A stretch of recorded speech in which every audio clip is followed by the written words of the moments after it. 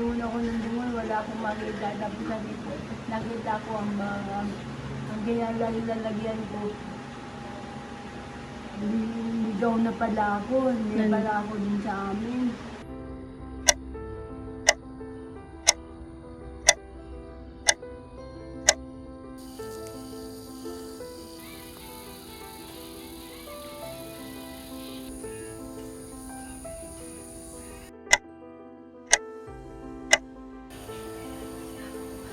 Gutom na ba ako?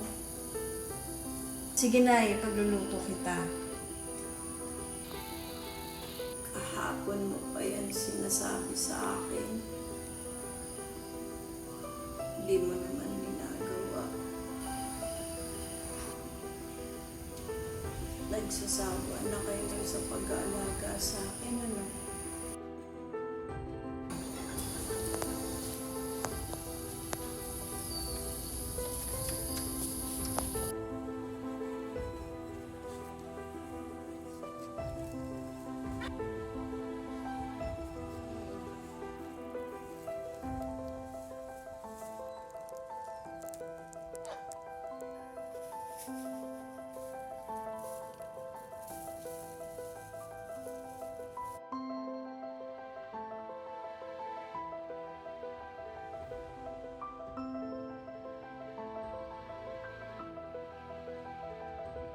Nay, may hinahanap ka po.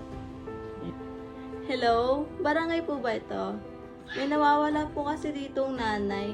Pwede pang kikuha dito sa palengke. Nawala ako sa bahay namin.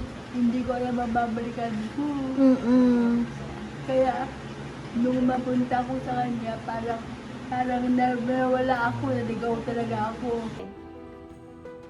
Ano pong pangalan ni nanay? Sige po, sunduin namin yan. Wala ako din sa amin. Kaya pala, sabi ko kaya pala ganito ako na pinaglalagyan ko dahil hindi ko na alam ang nilalagyan ko. Kaya doon ako nagpunta. Hindi nyo na alam kung saan na kayo napunta. Pumunta ako, dinala ako sa DSWD. Apo.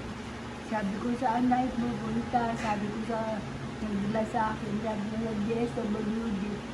Pupunta kami ng DSWD. Tapos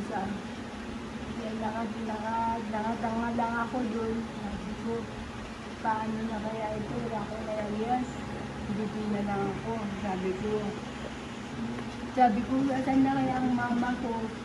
Tapos hindi ko na makita. Then na misplace ko. Diyan, binadalhan sa akin. Nawala ako. Nawala ako sa... Sabi ko, saan na kaya ang mama ko? Nagka-Alzheimer na siya. Yun po talaga yung case niya. Alzheimer. Pero hindi, kasi napapansin ko nga, iyakin siya, ano? Pero parang hindi rin kasi alam niya ang pangalan niya. Oo, alam niya pangalan niya.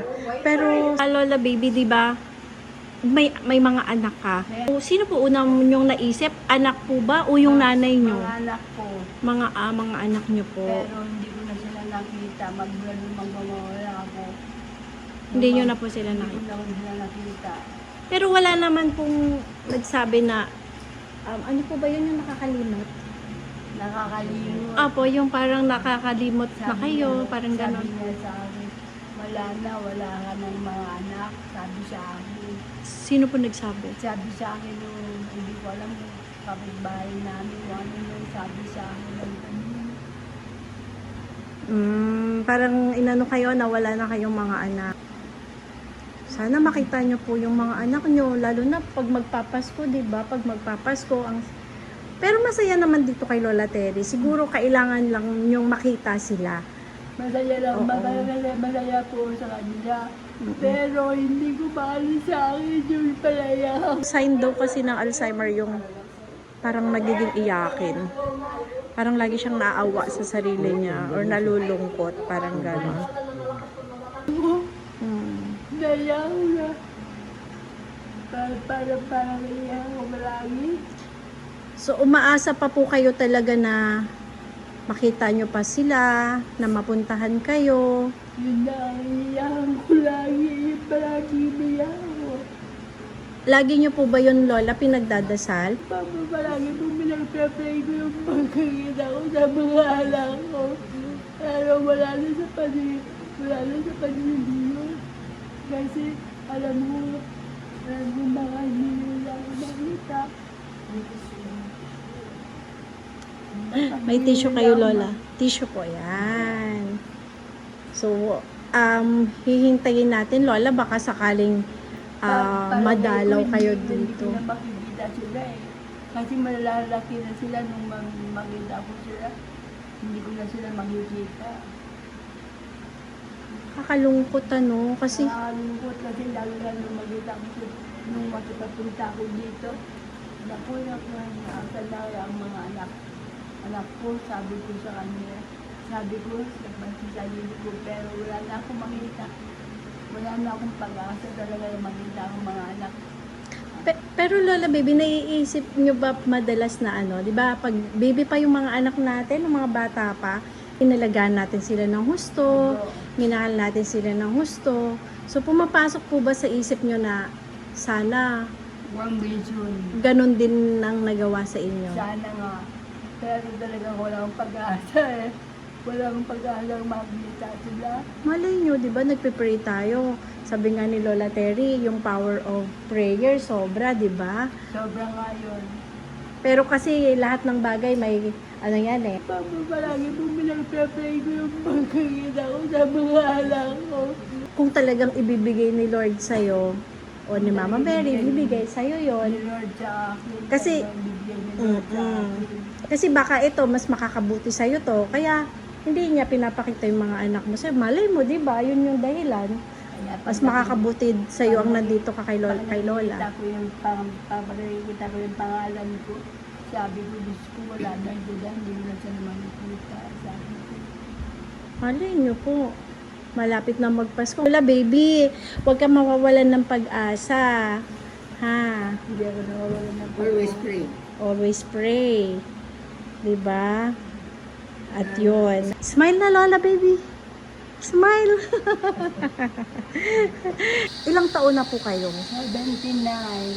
79. And, alala nyo po ba kung ano ang birthday nyo? Ano 40. Ay, wow, magka-birthday tayo. Oo nga pala. No? So, naaalala nyo pa rin po ba kung sino yung family nyo? Naalala ko. Naalala nyo? Naalala ko ang mama ko, ang papa ko, ang mga kapatid ko. Mga anak nyo po, naalala nyo? Anak ko tatlo. Naalala nyo pa po yung mga pangalan nila? Naalala ko po si Mary, si Michelangelo, at si Miadona. Mary Grace, Angelo, si Angelo, Miadona. Mia Donna. Sila po yung mga anak nyo, tatlo. Sila ang mga anak ko. So, meron po ba kayo naaalala before kayo napunta dito kay Lola Terry? Ano po yung naalala nyong huli? Nauli ko ang naalala. Hindi naalala ko nung papunta ako sa Binangonan. Sa Binangonan. Nung Binangonan, pinapunta ako sa Binangonan. Naalala ko na naman maalala akong babae. Parang inaalala ko yata yung inaalala ko yung hindi ko na maalala. Hindi nyo na po maalala. Pero, may naaalala po kayong babae. May maalala akong babae pero hindi ko na maalala. Pwede pong anak nyo? Or Pwede kong baka yung anak ko. anak mo? Doon muna pwedeng anak nyo or ano, pero hindi nyo na alam kung Hindi ko sino na alam talaga kung siya. Sino, pero sino siya. Oo. Hindi ko na makilala kung sino siya. Pero kung sakali, Lola, na makikita nyo yung anak nyo, or kung sakaling may gusto kayong iparating sa kanila, anong gusto nyo sabihin? Parating ko sa kanya, na niya ka makikilala kung siya kahit na anong mangyari sa kanya. Makikilala nyo pa rin siya. Makikilala ko pa rin siya. Makikilala ko siya mabuti. Namimiss niyo po yung pamilya niyo. Namimiss ko na mabuti. Pero kung sakali po, Lola, na may gusto kayong sabihin, ano po yung gusto niyong sabihin sa Sabihin mga ko sa anak? kanya, siya ang pinakamaganda sa mga nakita ko.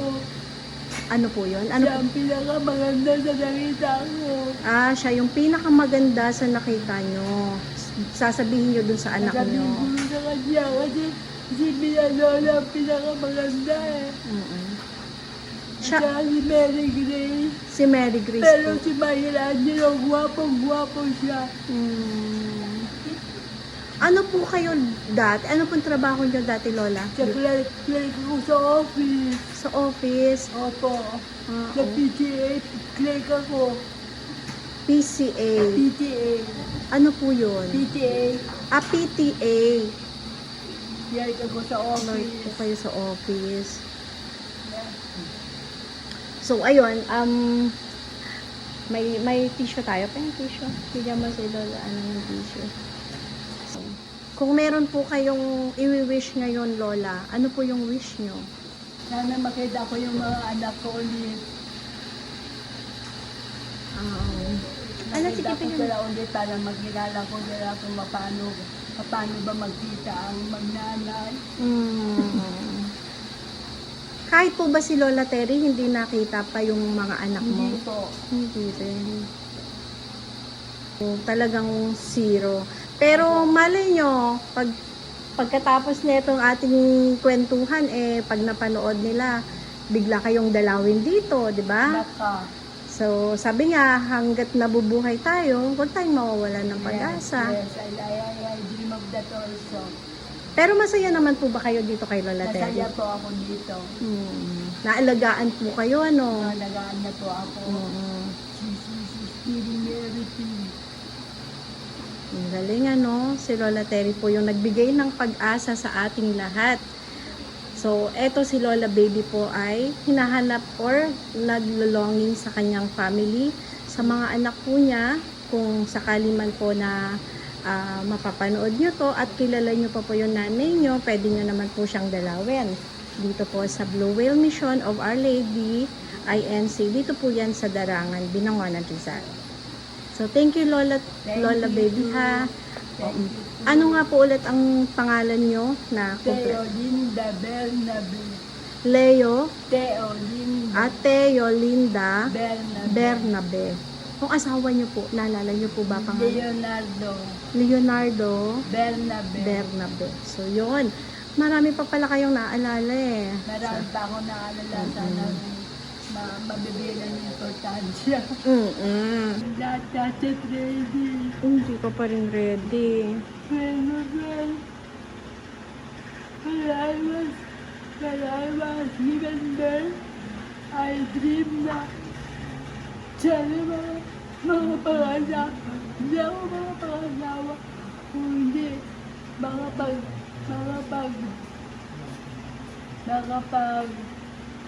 buhay ako ng maganda.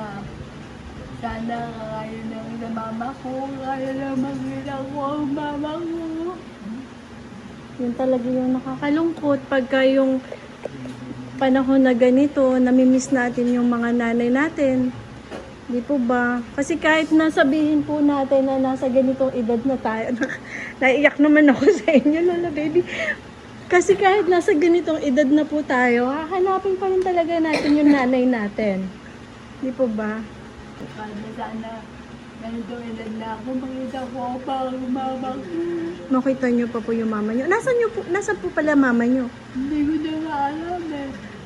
Pero po, before po kayo mapot pa kay Lola Terry, buhay pa po yung mama Buhay niyo. na pa ang mama ko noon ang mama ko. Wala na akong mga anak daw, sabi niya. Kaya ko noon.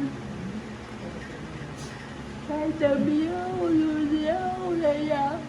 Dahil sa mga anak ko. Malapit si Lola Baby. Bini-message kita, ayaw mo gano'n ang aking cellphone, mag-send. Saan ka pupunta? Lalapit daw siya kay Lola Baby.